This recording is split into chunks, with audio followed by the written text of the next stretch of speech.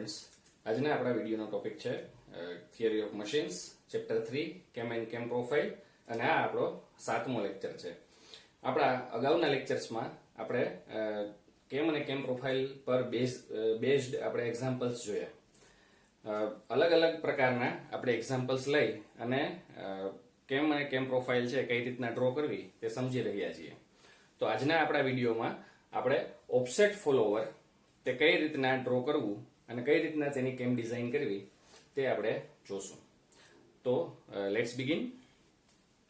જુઓ, અહીંયા આપણને જે રકમ આપેલી છે તે રકમની અંદર શું આપેલું છે કે એક નાઇફ એજ ફોલોવર છે, તે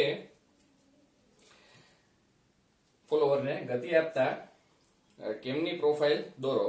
ફોલોવરની લિફ્ટ આપણને આપેલી છે 30 mm, તો આપણે હાઈટ લીધેલી છે 30 mm. કેમ ફોલોવરને તેના પરિભ્રમણના 120 ડિગ્રી દરમિયાન સિમ્પલ હાર્મોનિક મોશનથી ઊંચે લઈ જાય છે, બરાબર. એટલે θ1 120 ડિગ્રી અને એ લિફ્ટ એંગલ છે, અને તે લિફ્ટ થાય છે 30 mm લિફ્ટ થાય છે, અને કેવા મોશનથી થાય છે? સિમ્પલ હાર્મોનિક મોશનથી તે લિફ્ટ થાય છે. ત્યારબાદ તે 30 ડિગ્રી સુધી આરામનો સમય, ત્યાર પછીના 120 ડિગ્રી સુધી તે યુનિફોર્મ વેલોસિટીથી ફરીથી તે એક સરખા વેગથી નીચે ઉતરે છે. તો θ2 છે એ 30 ડિગ્રી, એ ડ્વેલ છે એટલે કે સ્થિર રહે છે. θ3 છે 120 ડિગ્રી અને તે યુનિફોર્મ વેલોસિટીથી તે નીચે આવે છે, એટલે અહીંયા આપણે ડિસ્પ્લેસમેન્ટ ડાયાગ્રામમાં યુનિફોર્મ વેલોસિટી તમને દેખાય છે. અને ત્યારબાદ તે ફરીથી સ્થિર રહે છે. હવે કેમ છે ઘડિયાળના કાંટાની દિશામાં એટલે કે ક્લોકવાઇઝ ડાયરેક્શનમાં કેમ છે ફરે છે, તેથી ફોલોવર છે એ આપણું એન્ટી ક્લોકવાઇઝ ડાયરેક્શનની અંદર ફરશે. અને બેઝ સર્કલ જે રેડિયસ છે, જે લઘુત્તમ ત્રિજ્યા છે 25 mm આપેલી છે, અને ફોલોવરની ધરી એટલે કે ફોલોવરની જે એક્સિસ છે તે 10 mm જમણી તરફ ઓફસેટ છે. જુઓ, આ આપણો ઓફસેટ વાળો એક્ઝામ્પલ છે, એટલે નાઇફ એજ ફોલોવર અને ઓફસેટ. અને કેટલા mm આપણને કીધું છે? 10 mm, બરાબર. એટલે આપણે ઓફસેટ 10 mm રાઈટ સાઈડ છે એ અહીંયા ગિવન ડેટામાં લઈ લીધું, ક્લોકવાઇઝ ડાયરેક્શન લીધેલું છે.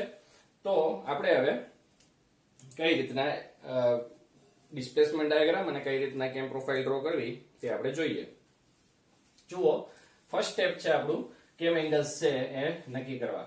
તો આપણા θ1, θ2, θ3 અને θ4 છે એ આપણને ખબર છે. કેમ એંગલ્સ છે નક્કી થયા પછી આપણે આપણી સ્કેલ છે એ લેવી. તો સેકન્ડ આપણું છે એ સ્કેલ. એક્સ એક્સિસ ઉપર 10 mm બરાબર 20 ડિગ્રી, એટલે કે આપણે આ જે એક્સિસ છે એક્સ એક્સિસ તેની ઉપર 1 સેન્ટીમીટર નું જ્યારે આપણે લાઈન ડ્રો કરશું તો તે આપણને 20 ડિગ્રી છે એ આપશે. અને વાય એક્સિસ ઉપર આપણે ફૂલ સ્કેલ લીધેલી છે જે છે 1:1, એટલે 30 mm જે છે અહીંયા આપણે 30 mm છે એ એમનેમ જ લઈ લેશું. હવે એક્સ અને વાય ડ્રો કર્યા પછી આ બોક્સ પૂરું કરવું, અને ફર્સ્ટ સ્ટેપ છે એ આપણું કેમ એંગલ્સ છે એ સેટ કરવા. તો પેલો જે એંગલ છે θ1 એ છે 120 ડિગ્રી, બીજો એંગલ છે θ2 30 ડિગ્રી, ત્રીજો એંગલ છે θ3 120 ડિગ્રી, અને ચોથો એંગલ છે θ4 90 ડિગ્રી. તો તેને આપણે યુનિટની અંદર આપણા યુનિટમાં ફેરવવા. તો 120 ડિગ્રીને આપણે 10 mm ની અંદર 10 mm = 20 ડિગ્રીની સ્કેલ લીધા પછી 120 mm જે એ થશે 6 સેન્ટીમીટર અથવા તો 60 mm. એટલે અહીંયા પેલા આપણે 60 mm નો એક ભાગ છે એ પાડીશું. બીજો જે ભાગ છે એ છે 30 mm, આ 30 ડિગ્રી, અને એ થશે 15 mm. ત્રીજો જે ભાગ છે એ છે આપણો θ3 એ છે 120 ડિગ્રી, એ પણ થશે 60 mm. એટલે અહીંયા 60 mm નો આપણે ભાગ લેશું. અને ચોથો જે ભાગ છે એ છે 90 ડિગ્રી, એટલે એ થશે 45 mm. એટલે આ આખી લાઈન છે એ આપણે 180 mm ની લીધા પછી 18 સેન્ટીમીટર લીધા પછી આ આપણે ભાગો છે એ આપણે પાડીશું. ત્યારબાદ આપણે કેમના જે θ1 અને θ3 છે એ કેમ એંગલ્સ ને આપણે ઇવન નંબર્સ ની અંદર આપણે ડિવાઈડ કરશું. આપણને ખબર છે કે આપણે ઇવન નંબર્સ જ લઈએ છીએ. ઇવન નંબર્સ માં આપણે ડિવાઈડ કર્યા પછી 6, 8, 10 આપણે એ રીતના આપણે એને ડિવાઈડ કરી શકીએ. પણ આપણે દર વખતે આપણી સરળતા માટે જે એંગલ હોય તે બરાબર ડિવિઝિબલ થતો હોય તેવા આપણે ભાગો લઈએ છીએ. એટલે આપણે અહીંયા 6 ભાગ 120 ડિગ્રીના 6 ભાગ આપણે પાડીશું, જેથી કરીને આપણને 20 ડિગ્રીનો એક ભાગ છે એ મળે. એટલે પેલો જે એંગલ છે એ પણ 120 છે અને θ3 છે એ પણ 120 છે. તો એના 6 સરખા ભાગ પાડીશું તો 20 ડિગ્રીના છે એ આપણને અહીંયા ભાગો મળશે અને 20 ડિગ્રી એટલે 1 સેન્ટીમીટર. તો આપણને આ બધા જ ભાગો છે 1 સેન્ટીમીટરના છે એ મળશે. હવે θ1 એટલે કે રાઇઝ એંગલ, જ્યારે ફોલોવર છે એ ઉપરની તરફ જાય છે ત્યારે ફોલોવર છે સિમ્પલ હાર્મોનિક મોશન થી તે ઉપરની તરફ ગતિ કરે છે. તેના લીધે આપણે અહીંયા આગળનો જે ભાગ છે એની અંદર હાફ સર્કલ ડ્રો કરીશું. હાફ સર્કલ ડ્રો કર્યા પછી તેના 6 સરખા ભાગ પાડીશું.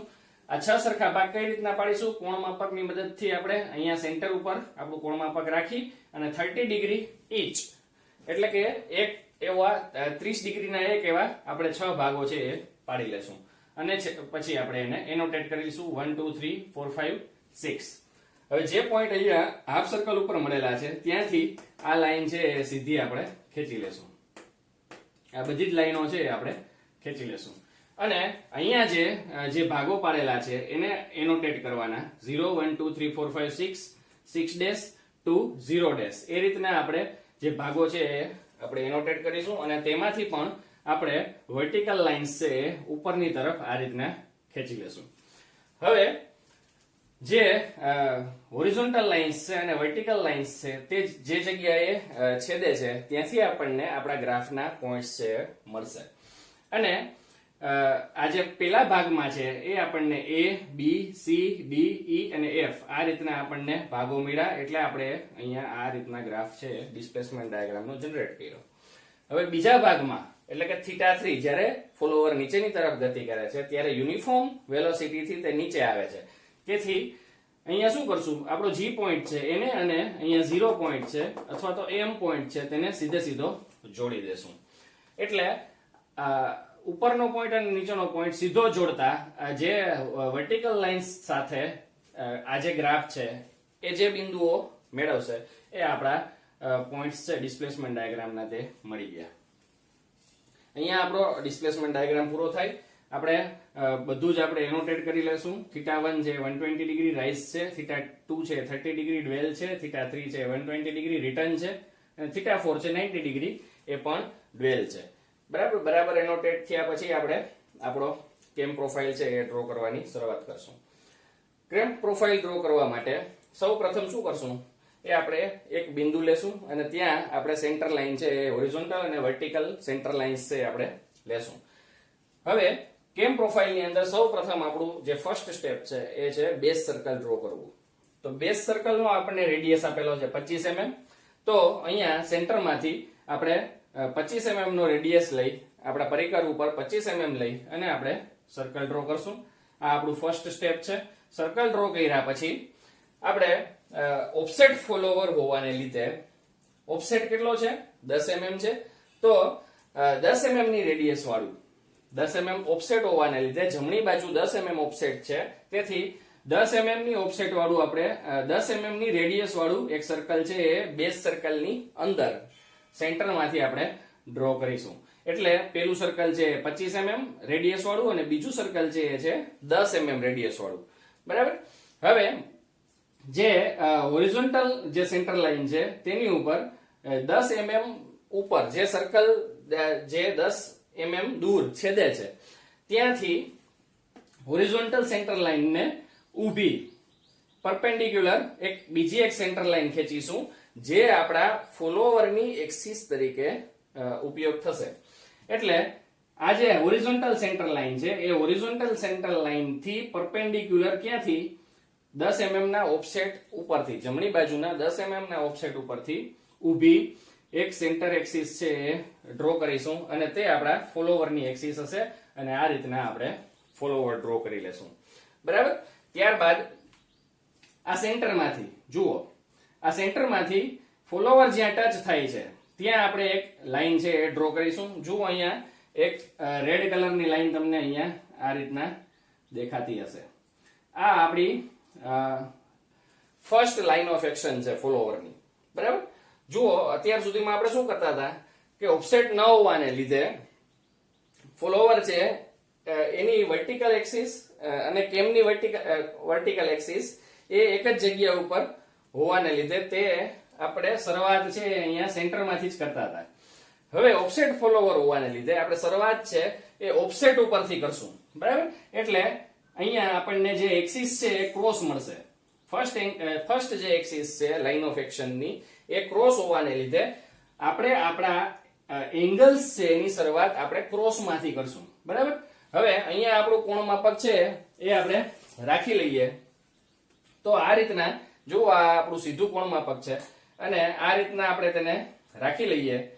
તો હવે અહીંથી 0 થી આપણે એનોટેટ કરવાની શરૂઆત કરીએ તો આપણને આપણા કેમ એંગલ્સ છે એ મળે. કઈ રીતના આપણે કરશું?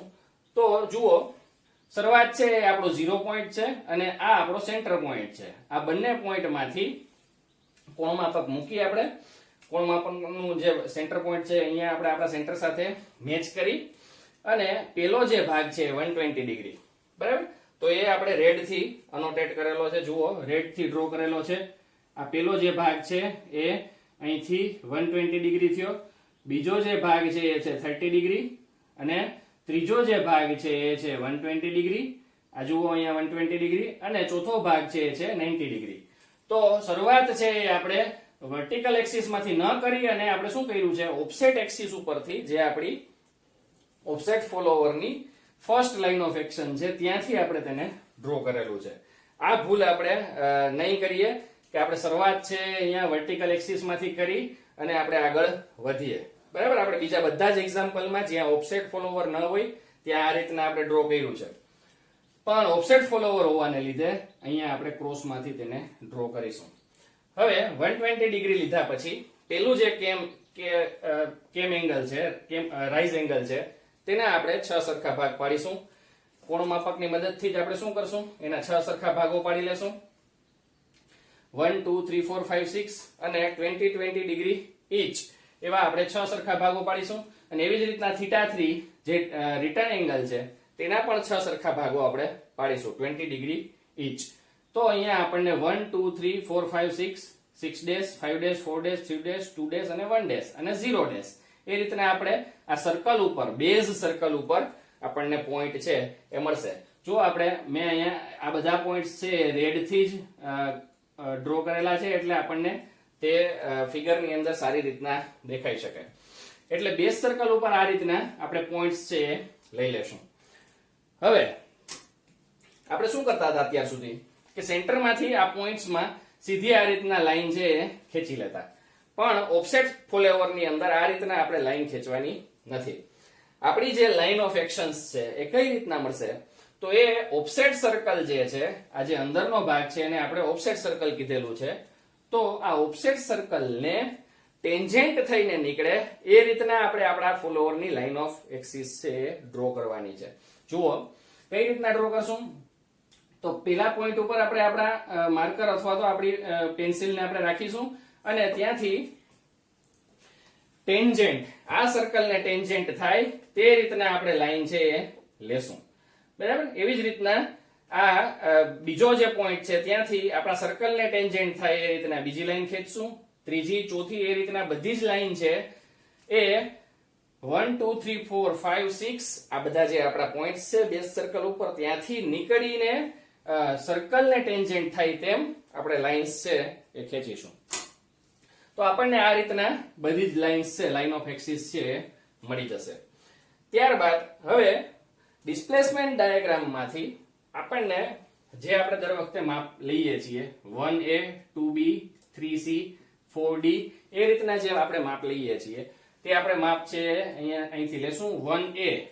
તો આપણો 1 પોઈન્ટ છે અહીંયા બેઝ સર્કલ ઉપર છે 1 અને આ લાઈન ઓફ એક્સિસ ઉપર આપણે એ પોઈન્ટ છે એ માર્ક કરી લેશું. એવી જ રીતના 2b માપશું અહીંથી અને 2 થી અહીંયા b ની ચાપ મારીશું, 3 થી c, 4 થી d, 5 થી e, 6 થી f, 6 ડેશ થી g, 5 ડેશ થી h, 4 ડેશ થી i, 3 ડેશ થી j, 2 ડેશ થી k, 1 ડેશ થી l અને 0 ડેશ છે ત્યાં જ આપણો પોઈન્ટ m આવશે. અહીંયા જુઓ 0 અને m એક જ જગ્યાએ છે.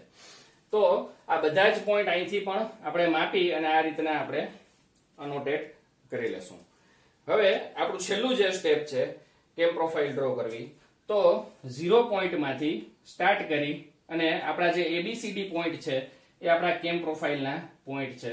તો તેને આપણે આ બધા જ પોઈન્ટ્સને આપણે જોડી દઈશું.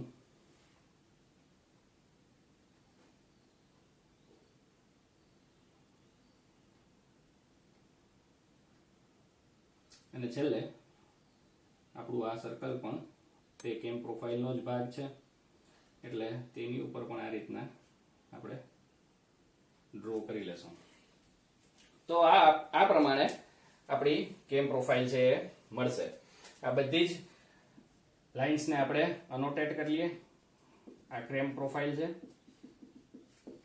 આ આપણું ઓફસેટ ફોલોવર,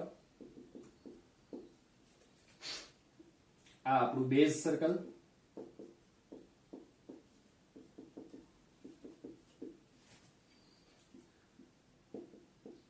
નાઇફ એજ હોવાને લીધે એને આપણે નાઇફ એજ પણ કહી દઈએ, બરાબર. અને જે આ અંદરનું સર્કલ છે એ છે આપણું ઓફસેટ સર્કલ, બરાબર મિત્રો. તો તમે આ લેક્ચરની અંદર ઓફસેટ સર્કલ કઈ રીતના ડ્રો કરવું અને તેની કેમ પ્રોફાઇલ અથવા તો કેમ ડિઝાઇન કઈ રીતના કરવી તે તમે બરાબર સમજી ચૂક્યા હશો. તો આ સાથે આપણું આ ત્રીજું ચેપ્ટર છે એ પૂરું થાય છે. આપણે નેક્સ્ટ વિડીયોની અંદર આપણા થિયરી ઓફ મશીન્સના આપણે નેક્સ્ટ ચેપ્ટર સાથે આપણે મળીશું. ત્યાં સુધી